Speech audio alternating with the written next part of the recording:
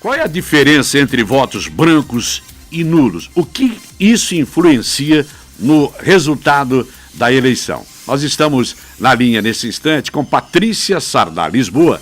Ela é coordenadora de eleições do Tribunal Superior Eleitoral aqui em Santa Catarina, exatamente para falar sobre essa diferença. Boa tarde, Patrícia. Boa tarde, tudo bem? Qual é a diferença, Patrícia, entre a gente votar branco e a gente votar nulo? Votar branco, por exemplo, qual é a diferença? O que significa? Bom, na prática, não existe diferença, tá? Embora o voto branco seja para o eleitor dizer eu não quero nenhum desses candidatos, mas eu quero que meu voto valha, ele não tem valor para fins de cômputo do resultado.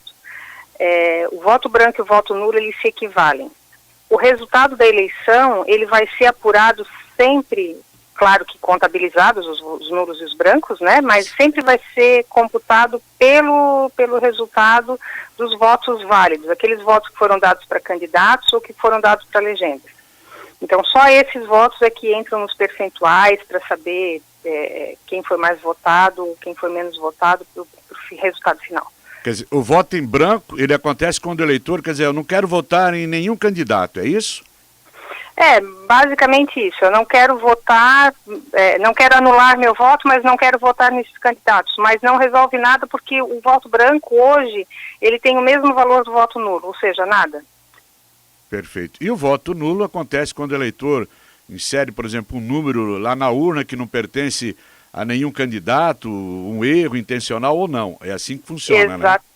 Exatamente. Então, qualquer número que não coincida com um candidato vai ser um voto nulo. A urna sempre vai avisar o eleitor, né, quando ele, às vezes é um erro, ele digitou errado e não vai coincidir com nenhum candidato, a mensagem que vem é: o seu voto será anulado, deseja confirmar, e aí o eleitor pode confirmar ou não. E aquela história, a gente pode definir como mito, de que se mais da metade dos votos da população eles forem nulos, a eleição será anulada. É falso porque isso pode confundir os eleitores, principalmente na hora de exercer a sua cidadania, na hora de votar, né, Patrícia? É isso, esse mito, esse boato sempre volta. Toda eleição volta essa história, circula agora em redes sociais, circula com muito mais rapidez e alcance, mas na verdade esses votos, eles só facilitam a vida dos candidatos para que eles se elejam, porque eles vão precisar de um número menor de votos válidos para conseguir atingir a maioria dos votos para se eleger, ou no caso da proporcional até, né, atingir quociente e tudo mais. Perfeito. Mas não resolve nada votar nulo porque não anula a eleição. Aquela história de não vou votar para ninguém, vou votar em branco, vou votar nulo, porque daí se der um percentual vai anular a eleição, nós vamos ter 9 eleições. Isso tudo é mito hoje. É mito. Então, porque o que se considera para resultado da eleição, para definir os eleitos, são os votos válidos, aqueles que eu já falei, né? Ou a candidatos ou a legendas. Então, aquele universo ali é o universo que define os percentuais de votos para cômputo final. O que acontece, na verdade esse mito surgiu porque existe uma previsão no Código Eleitoral que diz que se a anulidade atingir mais de 50% dos votos, a eleição tem que ser anulada, mas são anulações de exceções por alguma fraude, alguma situação assim, que se haja necessidade de anular uma sessão, 2, 3, atingindo mais de 50% dos votos, aí sim essa eleição é anulada, mas aí é a urna toda, e não os votos que foram considerados nulos, entende? Pela experiência que a senhora tem, qual seria o recado que a senhora diria ao eleitor? Vote, é importante a gente exercer o poder do voto, Patrícia?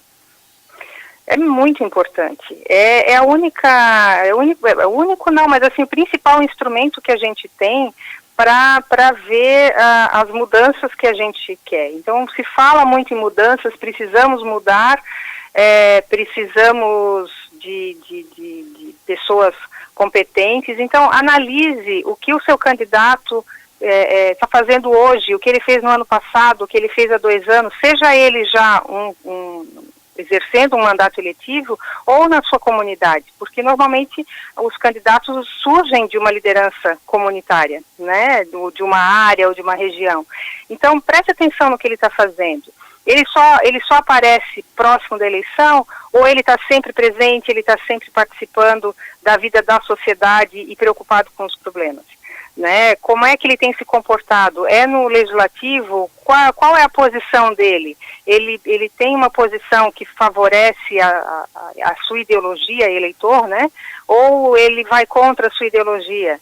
Não ideologia partidária necessariamente, mas em cada assunto, né, em cada tema, aquilo que ele defende vai ao encontro dos meus anseios, então ótimo. Então essa é a pessoa que tem que ser escolhida. Não aquele que vem, oferece uma benesse próximo da eleição, porque aquilo que ele está oferecendo de algum lugar vai sair. É o ônibus que falta, é o médico que falta no posto, é o professor ou a escola que não está em condições do aluno estudar. Isso vai sair de algum lugar depois. Então, o benefício imediato, ele sempre vai trazer um prejuízo muito maior lá na frente. É isso que o eleitor precisa prestar atenção.